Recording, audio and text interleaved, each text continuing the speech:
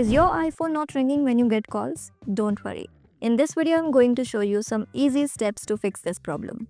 Step 1. On the left side of your iPhone, there is a small switch above the volume buttons. Make sure it's not in silent mode. If you see orange, that means silent mode is on. Flip it to turn the ringer back on. Step 2. Check Do Not Disturb or Focus mode. Go to Settings, Focus, Do Not Disturb.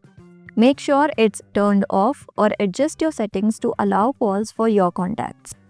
Step 3. Check the ringtone and volume. Go to Settings, Sounds and Haptics. Make sure the ringer and alerts volume is turned on. Also check that a ringtone is selected. If it's set to none, change it with any ringtone of your choice. Step 4. Check Bluetooth devices. If your iPhone is connected to AirPods or a Bluetooth speaker, the ringtone might play through that device.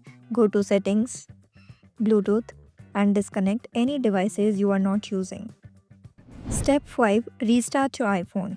If none of these methods work, try restarting your phone. Press and hold the side button and volume button, then slide to power off. Turn it back on after a few seconds.